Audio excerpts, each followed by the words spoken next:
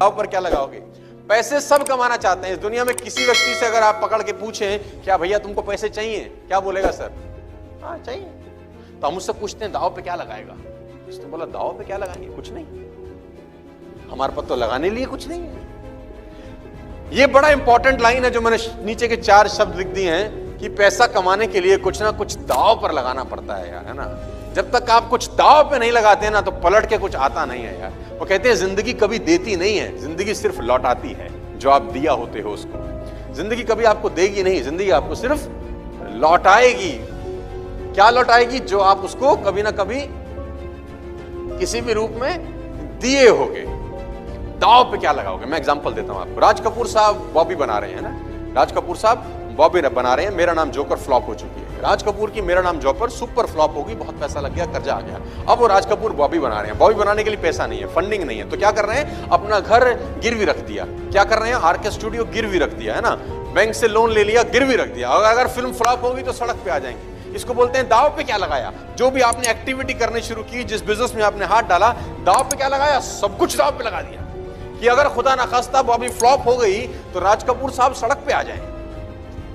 Studio गिरवी है bank के पास, घर गिरवी है बैंक के पास, ऑर्नामेंट्स गिरवी है बीवी के बैंक के पास, जो गिरवी हो सकता है, गाड़ी गिरवी है बैंक के पास, सब कुछ जिससे पैसा आ जाए ताकि बॉबी बनाई जा सके, है ना। और फिर जाके मार्केट में काम करना शुरू किया, है ना। साल 2 साल 3 साल लगाए, 3 साल पैसा लगा, 3 साल एफर्ट लगे। उस 3 साल में कितना कमाया होगा जब फिल्म बन रही होगी? 0। और दाव पे क्या लगा हुआ है? सब कुछ। जब ये कॉम्बिनेशन बनता है ना, डेडली कॉम्बिनेशन, जब सब कुछ दाव पे लगे और साल 2 साल 3 साल पैसा ना आए तो डर अंदर बैठा रहे कि अगर फेल हो गया तो बर्बाद हो जाऊंगा, ये कॉम्बिनेशन आपको सफल बनाता है। बस जब ये दिमाग में, खोपड़ी में कॉम्बिनेशन रहता है ना 3-4 चीजों का कि अगर कामयाब नहीं हुआ तो मैं सड़क पे आ सकता हूं, तो वो जब कॉम्बिनेशन होता है ना, वो आदमी से उसका बेस्ट निकालवा के ले आता है फिर बाहर कि यार देख यही आखिरी मौका है, डू और डाई, या तो कर जाओ या मर जाओ। हमारी फिलॉसफी बड़ी सिंपल है, हम दाव पे कुछ नहीं लगाते, बड़ी मुश्किल से हिम्मत करते हैं तो 8000 का एक आईडी लगा लो जी हमारा, क्या फिर हम ट्राई करते हैं सर। फिर हम कभी कभी आएंगे सेमिनार में, सर होगा नहीं तो शैम्पू से नहा लेंगे सर, है ना। देखो दाव पे क्या लगा रहा है ये। अगर आप इससे पूछो कि तू दाव पे क्या लगाएगा, मुझसे पूछो मर्सिडीज चाहिए, बोलेगा यस सर। BMW, अरे भाई साहब आज दिलाओ।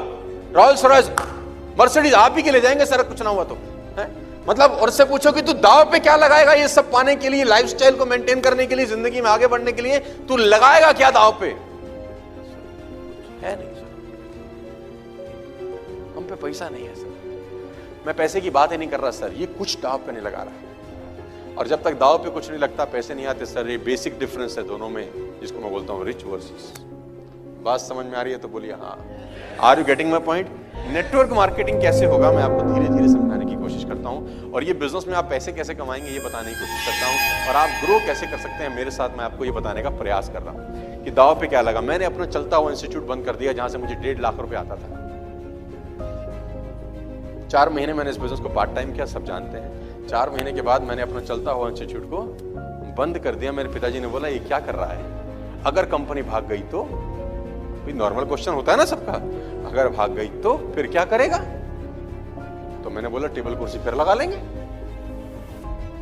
लेकिन आपको कुछ ना कुछ दाव पे लगाना पड़ता है ना यार। यू हैव टू मतलब टेक सम रिस्क। वो बहुत पुरानी कहानी है, बहुत जबरदस्त कहानी है कि वो 2 राजाओं की में बैर था, बहुत जबरदस्त पुरानी कहानी है, लेकिन है बड़ी मार्मिक, है बड़ी शानदार कि 2 राजाओं में भयंकर बैर था। एक सीमा पे था, एक दूसरी सीमा पे था, दोनों की भयंकर लड़ाई थी और कभी भी एक दूसरे पे अटैक कर सकता था। एक बहुत शक्तिशाली था और एक बहुत कमजोर रहता था। तो कमजोर वालों को एक बार नोटिस आया, कमजोर वालों के पास नोटिस ये आया, गुप्तचर विभाग ने बोला कि फला दिन जो शक्तिशाली राज्य है वो तुम पे अटैक करने वाला, आक्रमण करने वाला, तुम तो नेस्तनाबूद हो जाओगे, तुम्हारे तो अल्ले पल्ले कुछ नहीं। ही वाज मतलब बहुत बड़ा राजा है उसका। फिर क्या करें? तो मंत्रियों की सलाह हुई। मंत्रियों ने बोला ठीक है, एक ही रास्ता समझ में आता है, पहले तो ये तय करो कि पक्का खबर है कि आक्रमण होगा। तो बोला 100% पक्की खबर है कि बड़ा राज्य तुम्हारे छोटे राज्य पे आक्रमण करेगा, इतनी तारीख को इतने बजे सेनाएं तुम्हारी सीमा में आएंगी और आक्रमण होगा, लड़ाई तैयार है। अब क्या करें? उसने बोला अब एक ही तरीका है कि उन्होंने कब आक्रमण करना है, तो बोला 3 दिन के बाद। बोला तुम एक काम करो, तुम आज रात को आक्रमण कर दो। तुम उल्टा मार दो। उन्होंने बोला हम तो ऐसे मर जाएंगे भाई, खरबूजा छुरी पे गिरे कि छुरी खरबूजे पे गिरे, कटना तो आखिरी में खरबूजे को ही है। तो बोला हम चले जाएं तो क्या होगा? उसने बोला होगा कुछ नहीं, एक चांस लेके देखते हैं, क्योंकि उन्होंने अटैक किया तो हम मरे हैं निश्चित है। हो सकता है अगर आज हम अटैक करें आनंद फानन में, हड़बड़ी में, वो प्रिपेयर नहीं होंगे तो शायद हम जीत जाएं। तो उन्होंने बोला चलो ठीक है, मरता क्या ना करता, बेगर्स आर नॉट चूजर्स, है ना, हमारे पास तो अब कोई चॉइस ही नहीं है। तो सेनाएं रात रात में तैयार हुई और जो सेनापति था जिसने ये आइडिया दिया था उसने आगे झंडा उठा के आक्रमण की तैयारी करी और सेना ने कूच करना शुरू किया। तो कहते हैं कि एक सेना और एक राज्य और दो राज्यों के बीच में नदी पड़ती थी जो उन दोनों राज्यों की सीमाओं को बांटती थी। जब वो नदी पार करने के लिए पुल के ऊपर चढ़े और पुल पार करके दूसरे राज्य की सीमा में आ गए तो सेनापति बड़ा होशियार था, उसने जिस पुल से सेनाएं उतरी थी उस पुल में भी आग लगा दी।